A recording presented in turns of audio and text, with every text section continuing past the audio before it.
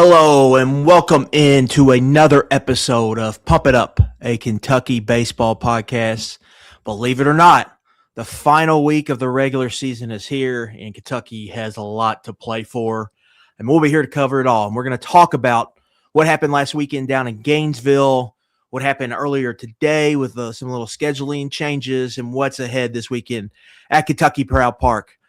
Derek Tarrick joining me, Adam Luckett, as always, as Pump It Up is presented by Friends of Coal. Friends of Coal is dedicated to informing and educating Kentucky citizens about the coal industry and its vital role in the state's future. We provide a united voice for an industry that has been and remains a critical economic contributor to Kentucky. By working together, we can provide good jobs and benefits for future generations. Coal is resilient, reliable, and affordable. Friends of Coal is a volunteer organization. All are invited to be a part of our organization, which consists of proud Kentuckians as well as residents from beyond our borders. Head to friendsofcoalkentucky.org to learn more. And Derek, you won't believe it, Kentucky's coming off a series where Jackson Jelkin throws a gem, but the pitching gets a little hairy on Sunday. Lose another series. Still haven't been swept. If I told you before the season, Derek, we'll enter the last week of the Kentucky baseball regular season, they won't get swept at all in SEC play. What is their record? I don't think you would have guessed 12-15. No, probably would have had postseason plans already booked, right? Yeah. Planning reservations for somewhere. That we'd find out next Monday. But, man, that Friday night loss, if they didn't have that Vanderbilt series last year where they got walked off back-to-back nights, I would have probably put it up there as one of the more frustrating, just devastating losses for this season. I feel like that might have been number one. What had to be, right? What do you think? Yeah, that's number one. I think there were more maybe head scratching. I think if you watch this baseball team, you kind of knew this was possible. Yeah, that's a good point. That's true. It doesn't make it any less frustrating, I think, during it going on Friday night. But like you said, absolutely, you couldn't have felt great about the situation there. And once it started kind of tumbling down on them, it just felt like they weren't going to be able to reverse that momentum. Right. Once Florida made that run. Right. They could once the bleeding started, they just didn't have a way to stop it, which what it kind of felt like. Yeah, I just think, some more frustrating ones were LSU, you're up 7-0. All you got to do is win that and you win the series. Ole Miss, they get behind, they come roaring back. You feel like they're in great position. They still haven't thrown Madison and Bennett yet, I don't believe, in the game. You feel like you're a great spot to win a World Series there. Can't get that done. Vanderbilt and Tennessee, they had in Missouri, I think, were also up there. But yeah, I think just with everything that was on the line, and knowing what you were going to get on, if you knew then what you were going to get on Saturday, I think Jelkin throwing what he did on Saturday kind of alleviated a lot of that, because it would have been, I think the feeling's a lot different if they got swept, right? If they lost all 3 games and they blew that game. Now it's, well, at least you got one. And the one helped you because RPI was that was another, high quality win to the resume. They've moved up 5 spots since last week, so didn't totally kill them, but it just felt like, to me, that game felt like what will happen if they get in the tournament. Yeah. I just feel that that happening. It just maybe happened a couple weeks earlier than I thought it might. That was an outstanding performance from Jackson Jelkin. I mean, truly 128 pitches. That's as high of a mark as I can remember a starter throwing at Kentucky in a complete game. I know Dominic Nyman threw one a couple years ago. I do not recall the pitch count even being close to that. I'm sure it was a tough decision in the dugout because, Florida loaded the bases there. Do you make a move? From what I heard, and just from what it seemed like on TV, Jackson Jelkin wanted to stay in. How can you take him out? I mean, I would have done the same thing. I know the pitch count's high. Jeff Passan wouldn't like it. He'd tweet about it. 128 pitches. But that was your best option to win the game, and it was a must-win game. So for him to come through right there, gave him a huge lift, and it set up a series finale. They've been in that spot a lot this season, and I think they might have just been out of gas like it. I think they got there. Crazy delays all weekend. The weather was terrible. Have a delay Friday night. Have a delay essentially all day Saturday. And you find out. Tell me about it. I know. You find out during Saturday's game that Sunday will start at 10 a.m. So, I mean, I'm guessing they probably had, 6 or 7 hours back at the hotel in between Saturday night's game and coming back to the ballpark on Sunday. So, they just didn't quite have it. Full disclosure, I was traveling for Mother's Day yesterday. I didn't get to watch. I listened to about the first 6 innings yesterday, so I kept up with it on the stats. But after Will Marcy's home run is kind of whenever I was tuned out for a little bit until the end. And I'm sure, there's just probably – it's a long weekend of waiting around, probably pretty tired, and just the general state of the team. Ethan Hindle wasn't out. He was out yesterday. I mean, he ends up getting a little banged up. Just it's been a season like that where there's a lot of little things that have piled up, been some big injuries, been some big illnesses. But to be in that spot yesterday, tough to you get Nate Harris back, but just not really get much out of him. Like we've seen it before on a Sunday or a series finale. Yeah, I think they got 4.2 innings from Harris, Bennett, and Madison. And I think going in that game, you needed 7 to 8 from that trio. Like to realistically, I think win that game. And they got 4.2 and gave up 6 runs. So to me, the game was kind of as simple as that there on Sunday. But I do think, I think fatigue definitely played a part of it. They did a video of Devin Burks coming to see the guys during one of the delays on Saturday. And that kind of showed you they're hanging out in the cage. Mingione's in the dugout. They even showed Darren Hedrick. He's just sitting up there, for how long? Who knows how long he was in that box. Yeah. So I could definitely see that on Sunday. But I think, most people, if you going in that series, just get us one. If you can get one, you're in a good spot. And that's exactly where I think Kentucky is. Did you have any just takeaways from the weekend? My big one was a few big ones. Like Luke Lawrence was awesome this weekend. Thank you. 5 for 11, pair of doubles. Think he had 6 RBI. One splits the uprights on him on that hot grounder in the 7th, but then he bounces back the next play, makes to me a Brandon Phillips-esque play, just into the outfield, getting to that ball and throwing him out. That stands out, and then obviously Jelkin, and I think just all around offense. I think you saw what kind of sucked about Friday. The bottom of the order won them that game, really. When you look at Owen Jenkins, Scott Campbell, Caden Cloud, it felt like they won them that game at the plate. They were going to steal one because of the bottom of the lineup.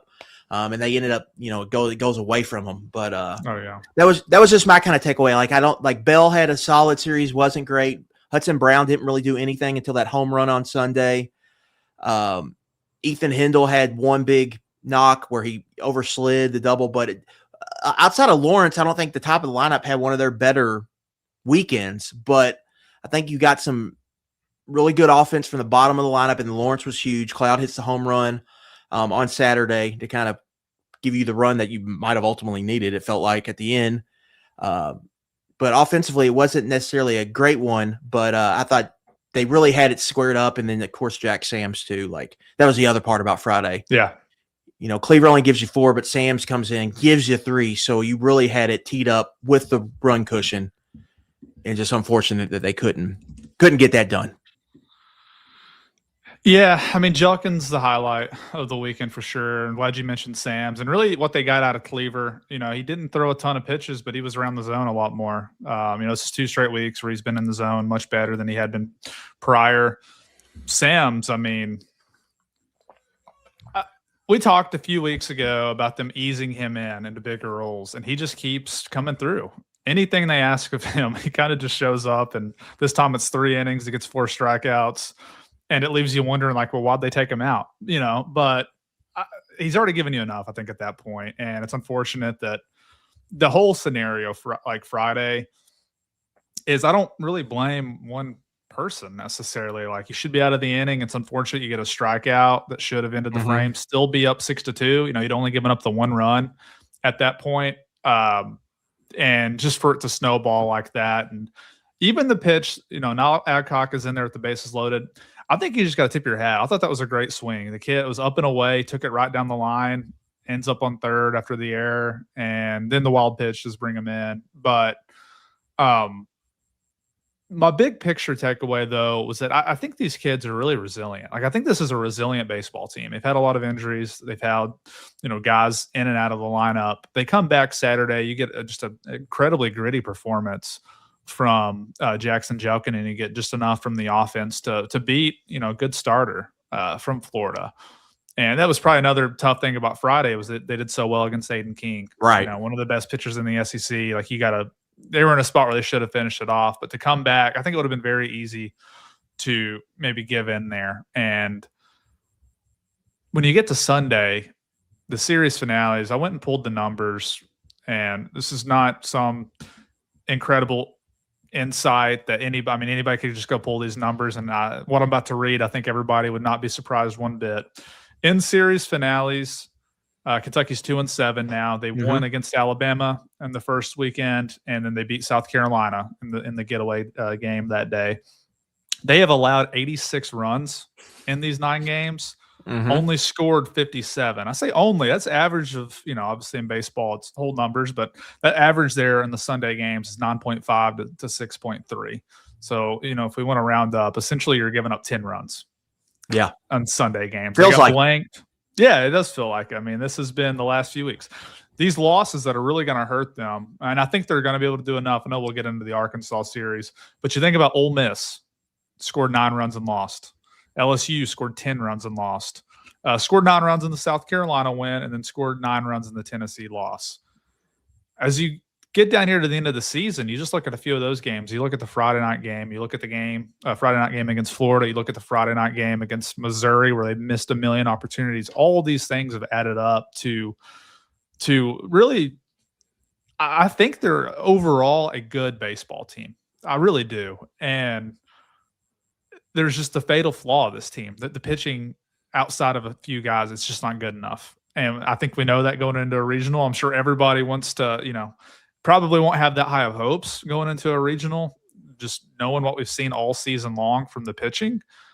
I would like to see it, though. I'd like to see if a couple of guys could step up, but that's just been the one thing that I think has really detoured what could have been a pretty good season. I mean, really,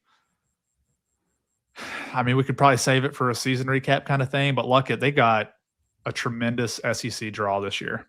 Yeah. Like, this was not a hard 100%. schedule relative to the SEC. And they're still here at the final weekend, really trying to figure out a way to punch through and get just enough wins to finish this thing off and get back into the tournament. And even if they do that, that's great. It's 4 straight tournaments. That matters. But the seeding for this team, this could have been a team that could have been in great position to have postseason baseball at Kentucky Proud Park and been in a much better spot once they got there. But that was just kind of my takeaway. It's a resilient team.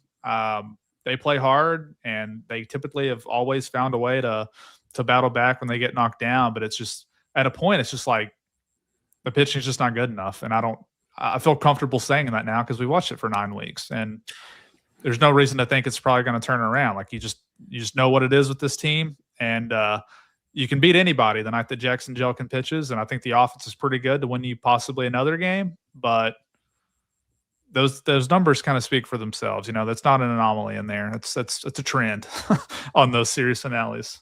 Yeah, I think Evansville, St. John's, and then I think Missouri. Those were the series I point to as where the offense just really didn't have it. But I think outside of that, they've played good enough offensively to win pretty much every weekend. Even with all the guys in and out of the lineup and all these different combinations we've seen, even when at times running sub 200 hitters out there, overall offensively, I think they've done enough where they're scoring runs where they reasonably expect to win games. I think, Jelkin's just been awesome. Total frontline starter. I think they've suffered from lack of length from the other 2 starters, obviously. That puts more pressure on a bullpen. Obviously, I think everyone knows that. But then ultimately, like this team's fatal flaw is it's been the bullpen, and then it's been just not, bullpen mainly, but they haven't been super sharp on defense. Like there's been Right. some stuff on defense that you just can't let happen. Like the wild pitch, and then Scott Campbell has the drop. I believe I'm trying to think what series that was, where that was maybe South Carolina. There's just been some moments on defense where it's just like you needed, and I think you expect this team to be a pretty good defensive team, and maybe hasn't played out that way over the course of a season. I wonder, just like, is it just the wear and tear of and then just the mental knowing that, like, oh, here we go again with the bullpen. Like, what's going to happen now? Can we get out of this? I do worry about that. And like you said, like, I do worry about just a regional. Just, can you get the outs? Specifically, like, we need Cleaver and Harris have not proven they can go really more than 4 innings. Like, Cleaver's done it once. I think Harris has done it a couple times this year, but they're going to need that, I think, if they get into the dance. And I just think bullpen wise, I think they've got to figure out a better way to just kind of approach how they build that this offseason. That's going to be one of the bigger things this offseason, is figuring out how they attack that and how they go to build that out, because it just hasn't been good enough. And they've had some success stories, I think, out of there. Sam's, obviously. I think now Adcock has taken a big step forward. But other than that, the pieces just haven't fit. I just don't know what to say other than putting it that way. Yeah, and like we mentioned, it's kind of 2 straight years of this, of pitching, which this team is better than last year's team. I fully believe that. But I don't know that the bullpen's probably not, though, and the bullpen was not good last season either. So I know there were some guys they probably thought would take a leap that simply didn't, and then a couple of the transfer guys they brought in haven't really performed. They did have an injury in the preseason. I think Will Pryor would have been a guy who could have been a potential back end guy. He was, came in from Belmont, and he tears his ACL in September, and you never get to see him. And not to say that one pitcher maybe, would have turned this whole thing around necessarily. For as big of a storyline as Cleaver was, and it was certainly massive because of how good he was last season, and then just to kind of see how it went for a lot of this year, it was going to always generate some discussion. You mentioned Harris, an unfortunate injury for him. He's another one that, like, I'm surprised that was one that I think we came into the season expecting a jump, or at least knowing it was there. And I guess it's kind of hard to say now, this because he went a month in between pitching. But like you mentioned, he would have some starts. Alabama was good. St. John's was really good here and there. But him being out this past month, really hurts the development. I think those are some key starts he could have kept making. And it just, I think, really clouds the picture, not only for kind of the rest of the way this year, because I mean, it's like a roll of the dice, like you mentioned with Harris or Cleaver. And I know Madison's not always been great, but man, in his starts, he was at least able to get you a few innings. Whereas, like, you just don't know with some of these guys if they're gonna, get you anything at all. And maybe with Harris yesterday, they were just I know he was getting hit around a little bit, but there might have been a quick trigger there regardless. Just first time back, it's a weird schedule, like playing at 10 a.m. I don't know what time he got up and was warming up. I could just see some different things why you would want to be cautious in that scenario with him. But yeah, I mean, you mentioned the success stories. Sam's has really come out of nowhere to be somebody that, are there 2 guys you'd use over him at this point? I mean, no. I mean, really, like, he's earned whatever role he gets. Like, I think he got to live and die with. You're right about Adcock. I do think he's probably, I don't think the last few weekends have been great for him. Bennett really stepped up at South Carolina, but other than that, Bennett's been up. Month. Yeah, I like him in just the 1 inning role, nobody on base, but I feel like they're pushing their luck whenever he has to go more than an inning. That's what it feels like to me, just watching it. I think you still trust Adcock. I think you still trust Madison in spots. Part of the problem to me, Derek, is feels like inherited runners are scoring 92% of the time against them. Like, they whenever there's a jam, they have a hard time just getting out of there clean, which, you're going to give up runs when you inherit runners. It's just once in a while you want to you want to win one completely, and that's just been something hard to do. But yeah, just getting it all together. I think you go into this, to me, like you got to use the lefties when the matchup presents itself. But like your guys are, I would say Madison, who you might need to tag with Nate Harris here in the short term, just to see where he's going to do. And then it's Bennett and Sams. And then I mean, Friday night, Ben Cleaver goes out after 4 innings. I think you got to give Sams a chance to go 5, 6, and 7 at least, and see where you go from here. What else are you going to try? I mean, like Tommy Skelding is a guy they're not even throwing really. Yeah. Right. Yeah. That's one of the big storylines this year too. I mean, I think coming out of fall, they would have told you he would have been one of the top arms out of this bullpen. And he's been this is not like a recent development either, right? This has been basically all of SEC play. Like he's really not been able to be on the mound. Yeah. They're not throwing him. Chase Alderman has not been out there in a while. I don't know after Friday, if Tristan Hunter's kind of got like a 3-week kind of opportunity here and hasn't gone super well. So I don't know, like Berkeley Bounce got in there for the first time in a few weeks. He was a guy who got a lot of run early, didn't go well. So it's not like they're doing the same things over and over. I do want, like, they're not being stubborn. They're trying different things. It feels like getting to Sam's was kind of the last one on that menu, but it feels like you got to play it at this point, play that card. Yeah, I mean, they used 8 pitchers yesterday. I bet the average has been, at least 7 pitchers probably for those series finales. I mean, they go through a lot of arms on these final, series finales. And the big thing too is just the length of it. Like yesterday, they went, correct me if I'm wrong, but it seemed like they went, matchups immediately.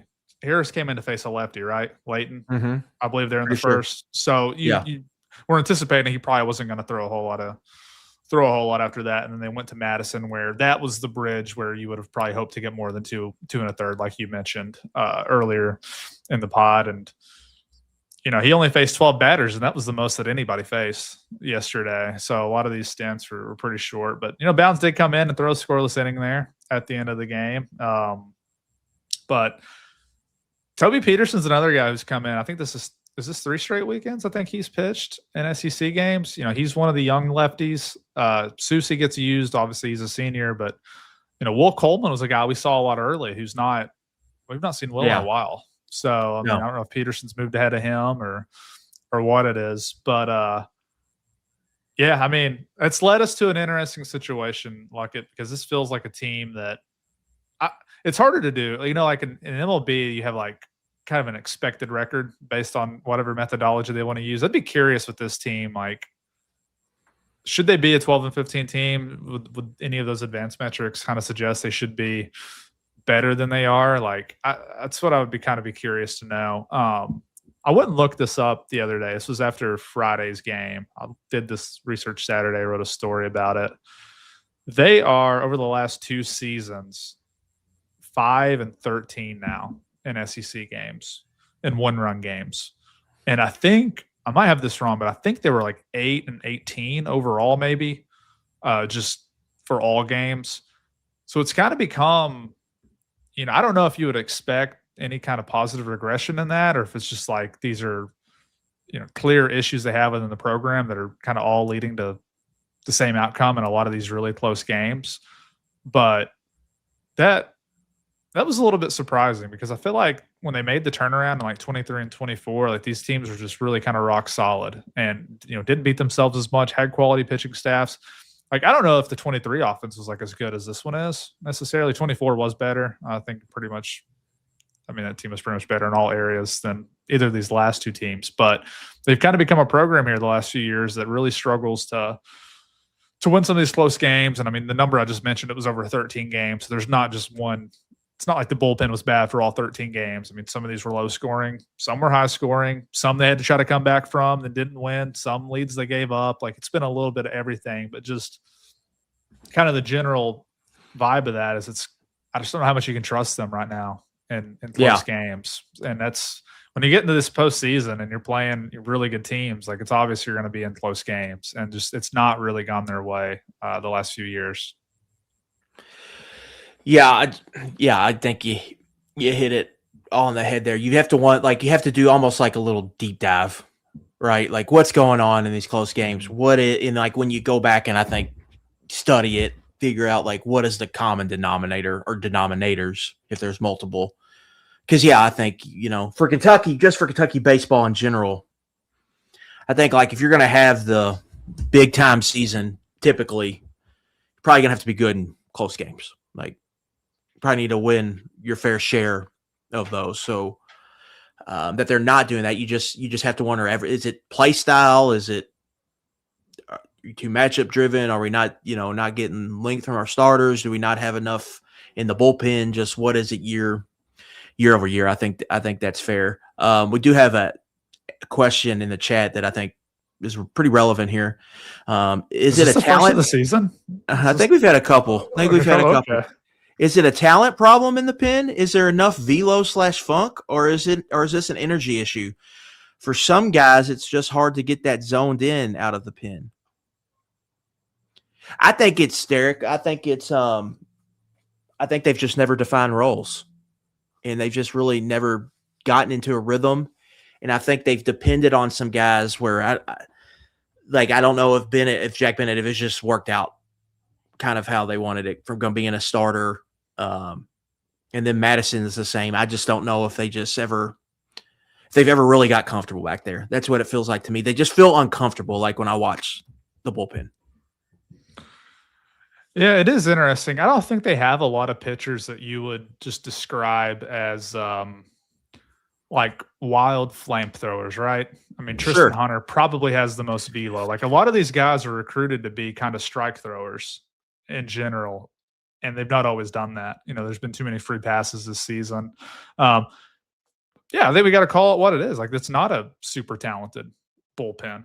I mean, it's some guys perform, I think, relative to their talent, they can kind of overcome and get out. I mean, I think you would probably describe Ben Cleaver in that way last year. Like he's not somebody who's getting by throwing 96 miles per hour from the left side. Like he's having to, for lack of a better term, like he's having to pitch. He's having to change speeds as well. He's having to, he's having to hit spots. And like for this, like there's more guys in the bullpen that would fit that kind of thing. Like a lot of these guys are the same. Like they're low 90s, maybe one good pitch, maybe two at the most out pitches that they have. And, there's just not been enough of that. I mean, in terms of the arm slot and stuff, I mean, I know that's why Ira Austin was recruited to kind of give a different look, but I mean, on the left side, they don't really have any kind of crazy funk or anything over there. And I just think with just how they've used the lefties, like there's not been a super reliability on those. I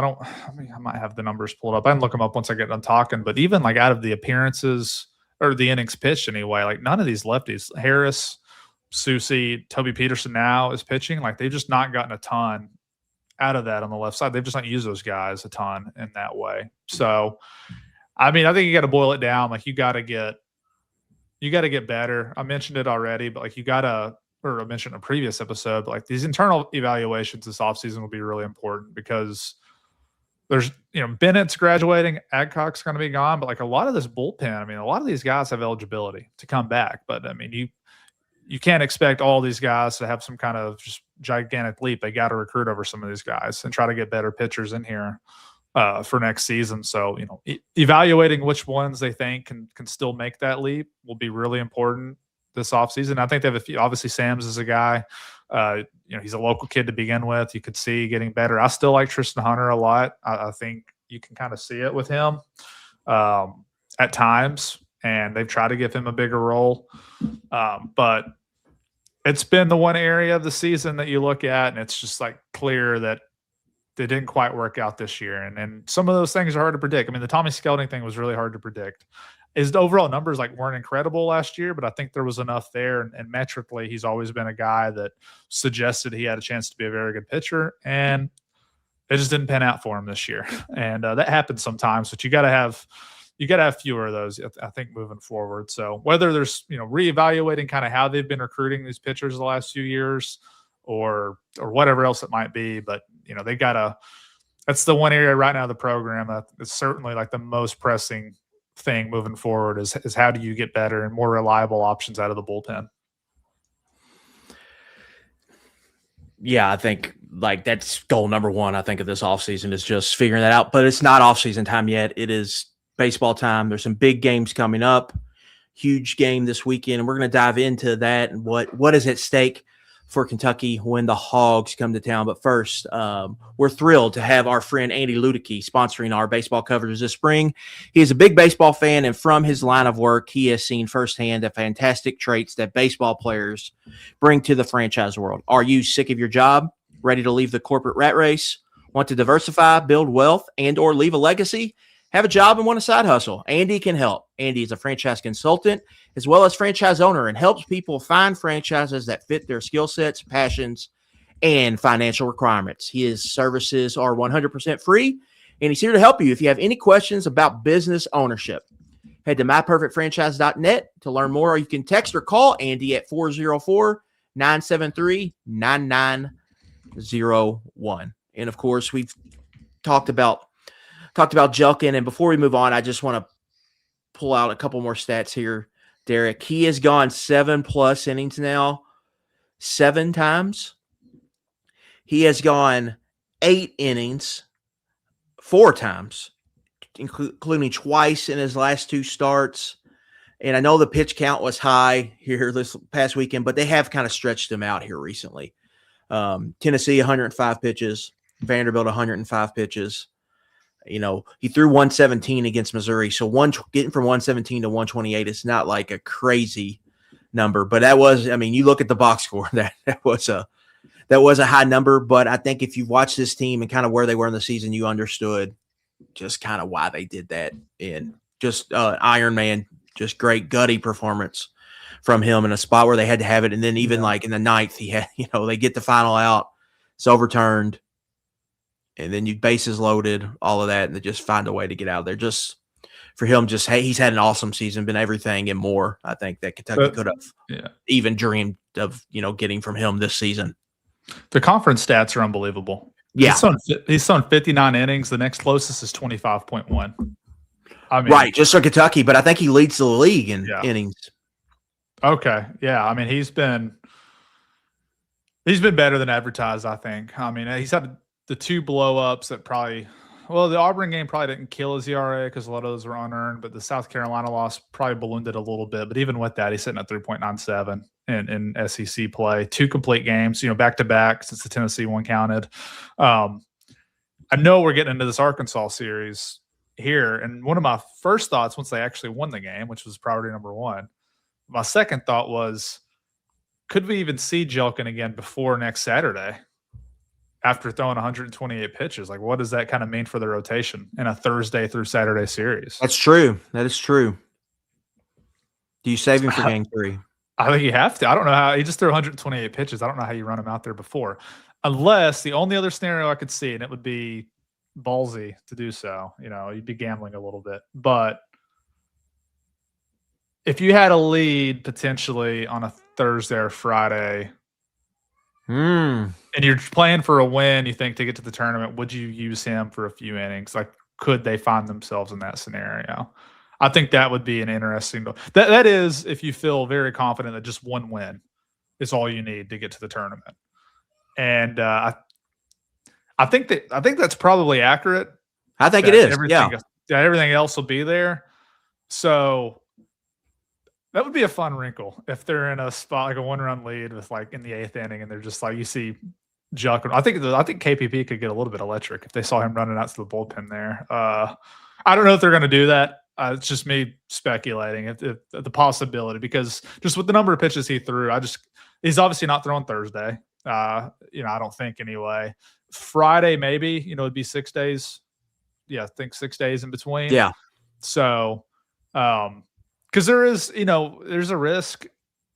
I mean, I wouldn't even call it a risk, just the number of pitches he threw. I think you got to wait until Saturday. But, I mean, there's a chance you're in a 2-0 hole, right? And really having to have him come through there. But that's why I just thought it would be interesting because, I know we always talk about this when the postseason gets there because sometimes you'll see whoever starts the Friday game of a regional, if they end up in a Monday night winner-take-all scenario, sometimes they'll come out of the bullpen. And I'm just wondering, if this could be a scenario like on Thursday night, if it's his normal bullpen day or whatever it is, and he's available for 25 pitches or whatever. I just think that'd be interesting.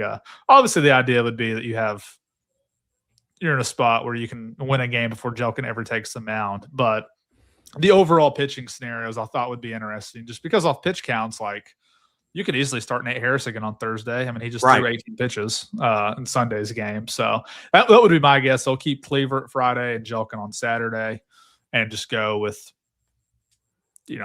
not necessarily a bullpen game.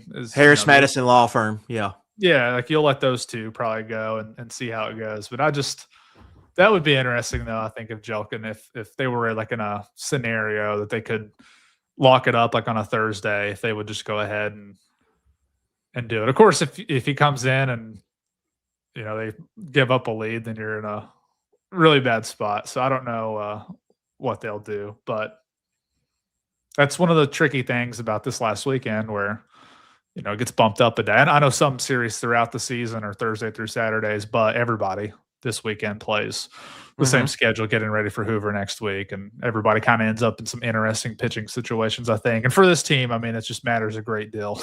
What the outcome is in the days before Jelkin pitches. Yeah, and it could have been even more interesting because, they've got the midweek game against Northern Kentucky.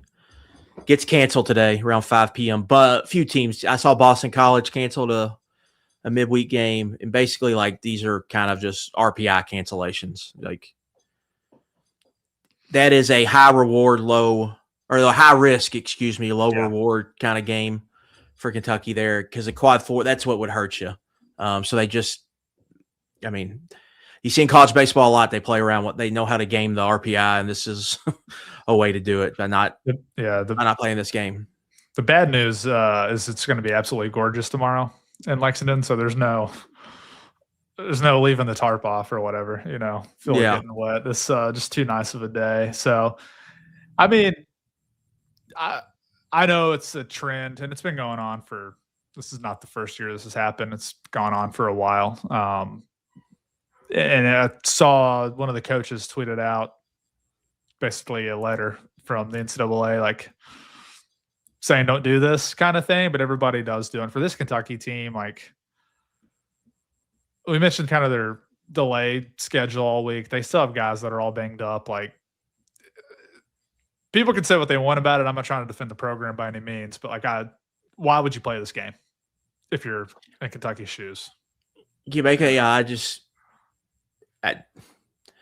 It seems like you should make a rule where they shouldn't be non-conference games in the last 2 weeks of the season. That would be that could be the thing. Just don't schedule this game in the first place. That would be my rebuttal. That would be just maybe you probably have to do a conference mandate. Do not schedule non-conference games because Kentucky went.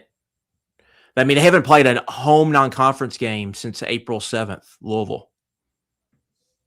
So that Marshall game never got rescheduled. They got postponed early in the year. I think in March, March 17th. They never, that wasn't one that wasn't helping me either. I think they were a quad 3 last I checked, and then I just gave up on that game ever being played. So stopped paying attention to Marshall. Just basically like Kentucky just can't really afford another quad 4 loss. They're 9-3 in quad 4.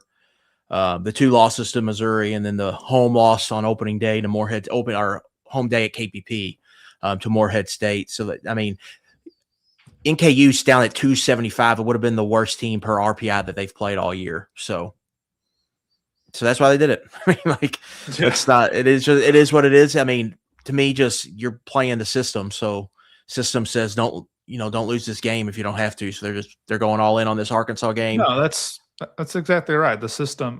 That's why they play road series at UNC Greensboro and Evansville early in the season instead of playing home games. It's to help your RPI. It's just how the system's been created. I know Mingione a few years ago did a really deep dive into this and began scheduling in a way that would be advantageous to Kentucky in a way that if it did get to 13 conference wins, it would stand a great chance to get into the tournament. This is the exact scenario that they're in right now. Right. And right now they're 30th in RPI after going 1-2, a quad 1 road series. They're sitting here with a number 19 overall non-conference RPI, which I think is going to be a metric they look at when they start separating teams. Who did you play out of, teams you didn't have to play? Kentucky per the RPI, they played a good non-conference schedule, and they're 7-8 quad 1, 4-4 quad 2, and so they're sitting in a good spot where they're playing Arkansas now, and which is really going to be interesting because Arkansas is right on the edge, quad 1, quad 2. They're 26 in RPI. Home RPI game is quad 1 if teams 1 through 25. And so Arkansas is right on that edge. So, like, if Kentucky loses this series, Derek, that'll be probably a quad 1 series. If they win this series, they'll probably stay quad 2. But regardless, that would give you a winning record in quad 2. You could have 7-8 quad 1, winning record quad 2. I think you're there. But even one, I think there's going to be enough there on the resume where they could get in with 13. And I even think, like, you go to Hoover, even if you just get the 13, knowing like we just get one, we're in great shape, because that could just be kind of the tipping point to get you off the bubble. But I think they're going to be in good shape regardless, just because of the overlying metrics and then quality wins they have. When you kind of look at it, you've got Auburn number 3, road win; Alabama number 6, sweep at home; Florida number 11, road win; Ole Miss number 13, road win. They just got some good wins here, and I think that's going to be enough to get them there. Yes, Arkansas team's coming in. I mean, this is one of the better teams on the schedule, I think. I mean, they've won 3 straight series, dating back. Last time they lost the series was to Georgia, who clinched the SEC championship over the weekend. First time for them in a very long time. I think since 2008, since their team that made it to the College World Series final. They got beat by Fresno State. Like, that was right around the time that video game came out. Oh yeah, any Fresno State on MVP? I played the video game, but I did not play with Fresno State. Yeah, great. The MVP series, I mean, we could spend an episode talking about it, but great game. But it's been a long time, basically, since Georgia. We were still playing PS2 back last time Georgia won the SEC championship in baseball. So, but Arkansas, that's the last time that they lost a series to those guys. They also, like Kentucky, swept Alabama in a series. So, they beat Ole Miss and Oklahoma over the last 2 weekends, though. So they're coming here. Break to the top 25. You mentioned RPI wise, 26th. So, this will be a tough series for Kentucky. Arkansas came up here, I think 2 years ago, or were they also here last year? They might have come here last year as well. I know the College World Series team played them and won a series there towards the end of the season. So a team that is familiar, at least a little bit in Lexington. So I think you got to go for broke here to win this one game. 13-17 with a top 30 RPI right around there. I never say any team on a bubble gets snubbed, because, you put yourself in that. And this team, it would certainly apply for this Kentucky team. You could look at a lot of games they could have or should have won. But just when you stack this up against any of the other potential bubble teams, it's hard to see Kentucky being left out if they're at that 13-win mark. So that's where they are. That's what's at stake this weekend is finding a way to get one more victory. 2, you're not worried about anything. You're a lock, to get into the tournament at that point and play postseason baseball for a 4th straight year. Yeah, just historically, I think all the things will be on Kentucky's side here. One thing I will say to watch this weekend, Derek, is South Carolina's 111. That's a quad 2 series, but they're only 10 spots above the line, where that could sneak into quad 3, and that wouldn't help much. That would give Kentucky 2 more quad 3 losses. So that, I think, is something to watch here. I think to really feel good just about everything, Kentucky in general, if they could win really 2 of these next 4 games, like win an SEC tournament game or beat Arkansas twice or split it, go 1-1, I think you'd feel really good about where they are. I think you're leaving it to chance a little bit, where I do think they'll be in, but I do want to see where everything kind of plays out, because there's some teams on the edge here when you look at the resume, and if it goes a direction or so, like LSU's 57, that could, 60's the cutoff there. So if they go drop to 61, that's quad 2. So that's a couple things there, I think, probably you need to keep an eye on here. Again, the Missouri series loss is a big one. Like, if you didn't have that there, you were 2-1 in that series, one more win, you're probably in much better shape. But that's where they are right now. Yeah, they've not won a game since that Kentucky series. Yeah, they are reeling. So I think they play Vanderbilt. Vanderbilt. So if they could, Yeah. if they could steal one there, that would help a ton. Should point out, I guess, Missouri, they did take on Vanderbilt, right? For the weekend. Yeah. So yeah, they did. That was their first home SEC win in like 2 years or something, or home series win. Well, that coach maybe is going out a positive note then, winning for the home fans. Walking out in the fog. They're just filled with dreams in it. That was nuts. So there was a debate over if a home run was actually a home run. Yeah, I saw the nerds online. They did, making it a math equation.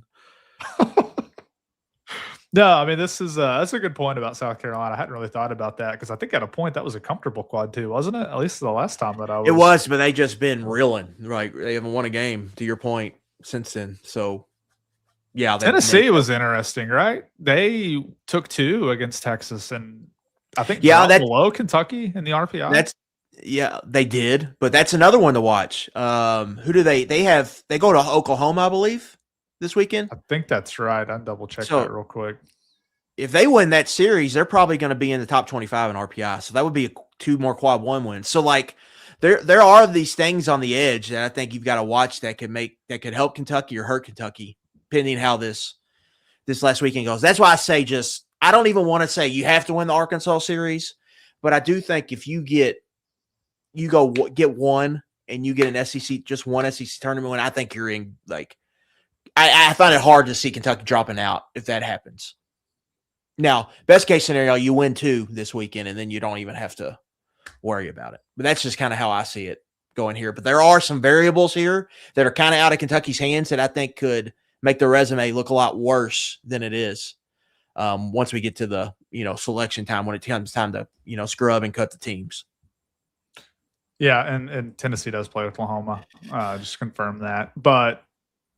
Yeah, it's interesting just looking at how it all evolves throughout the year. I mean, Miami, Ohio is up to 41 in the RPI, a game that I barely have any recollection of happening, but on paper is a good win for this Kentucky team sitting at quad 2. So the goal is simple. I mean, we talked about the math after the South Carolina series, the 2 trends. Needed to buck the trend of not being able to win a series. Needed to keep the trend up and not being swept. They did that. Beat Tennessee 2 games to 1. Should have won the series against Florida. Took 1 game at least. And it's a chip in a spot where you're back home in front of your fans, needing at least 1 more win to feel good about this thing moving forward. 2 games, you'd feel great. So that's the stage. It's been set for big weekend of baseball. And the only other question I had for you about the RPI, reading your story earlier. So Kentucky would be scheduled to play South Carolina, right? In the first game in Hoover? I have them as being 12-13 playing Vanderbilt. 12-13. Okay. I was wondering, because I was wondering if they were playing. That's right. So I wonder how much that shifts RPI-wise in the conference tournament. I never paid that close attention to it. Because I was wondering if they were scheduled to play South Carolina, my question was going to be, by beating them, could you potentially knock that RPI down enough to where it could knock them out of a quad 2? How I kind of see the current seeding right now, Kentucky, I think they could get to 10 if everything went to perfect, because they own the Tennessee tiebreaker and Oklahoma's above them. But depending on how that Oklahoma series shaked out, like I could see you maybe getting to 10. But 11 is probably more realistic ceiling. And then I think the floor is 13. So I think they're going to kind of be in that 11 to 13 range. If you're an 11, most likely they're playing LSU. So that would be, I believe, quad 2. LSU's 57. Yeah, that would be a quad 2 game in Hoover. So that would help you some, I think, by getting a win there. Now, if you're 11-12, you're playing Vanderbilt, and Vanderbilt's also, 12-13. Vanderbilt's also in that quad 2 range. And so we'll see how it shakes out. But yeah, I think just from a resume perspective, you probably wouldn't want to play South Carolina, because that's not going to help you much, because that's going to be a quad 3 game, no matter what happens with them this weekend. I have one final take here before we call it a show. Sort of half-baked, sort of not. I could see Kentucky being a team that college baseball fans at large are not real thrilled about if it plays out in a way that Kentucky loses to Arkansas but still wins one game and gets in pretty comfortably, similar to last year where they're not even like a last four in kind of team, because they'd only have 2 series wins, right? The whole time. Yeah. They would have lost to all 4 teams that are currently ranked below them in the standings. But still, by not getting swept, they won just enough to get to kind of the cutoff that they had to get to.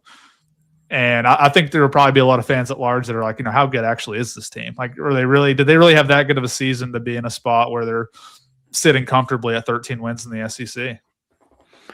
Yeah, I think not that you should care either if you're a Kentucky fan. I'm just saying I could definitely see some discourse about this being out there as to the resume at large.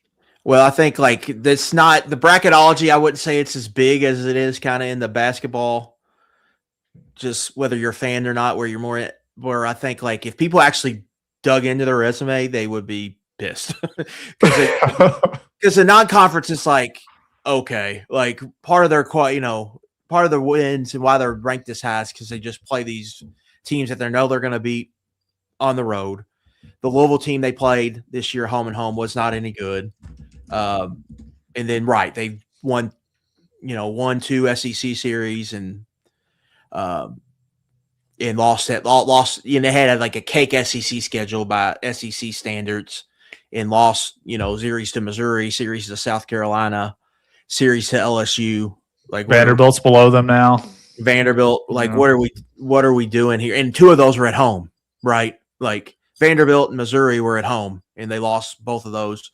A lot of what are they doing here? But the rebuttal to be against that would be there's something to be said about not getting swept. There is something to be said for that. And the best teams they've played, they've beat. They've gone toe-to-toe with some of the better teams. They swept one of them. Derek, I think I went through someone's top 25 this week, and this is why they would get in. I think they were 6-5 against the top 25. They've got the sweep over Alabama. They took, I think Tennessee's back in the rankings. They took 2 or 3 against Tennessee, and then they got wins against Ole Miss, wins against Auburn, and wins against Florida, or at least 1. So it's 1 and 2 all there. So add it all together, that's a winning record. There's your that's ultimately the answer why I think they're going to get in the tournament, is because of those quality quad one wins they have on the resume. Yeah, and exactly. Bama sweep is just huge. It's monstrous. Yeah, the quad 1 wins they have 7 wins overall. 6 of those teams are ranked in the top 13 currently in the RPI. Yeah. So it's not like they were feasting on lower end quad 1s. I think you add up the quad 1 wins. So you look at the resume, you see the quality quad 1 wins, and then that non-conference RPI, which is, to me, I just look at it as you're scheduling difficult per the system outside of the teams you have to play. And they did both of those, and that's why I think they're going to get in. A deep dive Mingione did a few years ago. That's what pays off. That's why do it for a reason. That's probably what's going to get them in, and then we'll see where they're seated. I have Derek. I have a feeling. I can feel it. They're going to send them down to Atlanta, like Georgia Tech home run derby team they have down there, and I have a feeling I'm in. I have a feeling I'm in for a 5-hour game in that regional.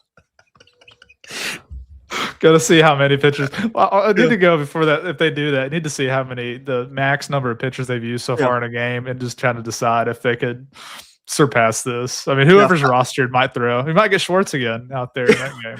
5 p.m. start. Oh, I'll get out of here to get a bite to eat somewhere. You have a Waffle House. Walking out of the stadium at 1:30. Yeah, I'll get a Waffle House. Yeah.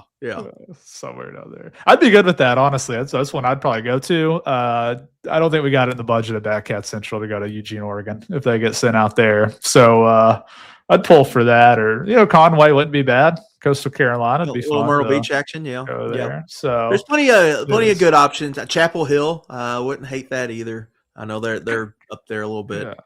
Could make my return to Hattiesburg for the first time since watching Steven Johnson play quarterback in 2017 out there. That was press box windows were so, I don't know if it was humidity or what down there, but you really couldn't see out of the press box. That really, it was just an interesting trip down there. Had to fly into Mobile and drive a few hours over to Hattiesburg, but That was a good time, I suppose. It reminded me a lot of Richmond, Kentucky, for whatever reason Hattiesburg did. I don't know if that's a good comp or not, but it's what it reminded me of. So it was a way to spend a weekend, that's for sure. Opening the season The on Richmond the road. of the Sun Belt, some people say.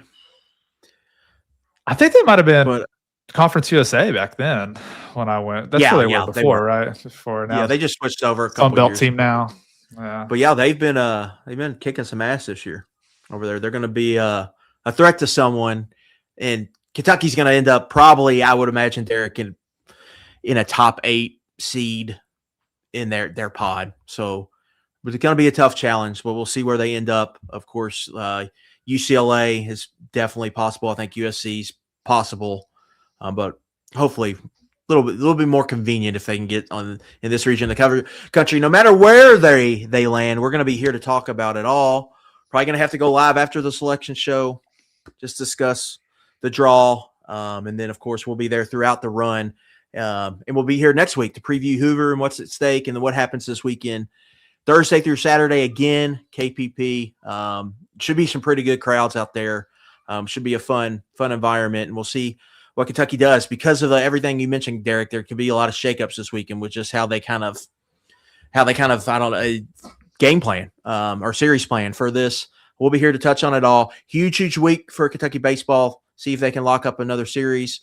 But until next time, Derek Terry, Adam Luckett, we'll talk to y'all later.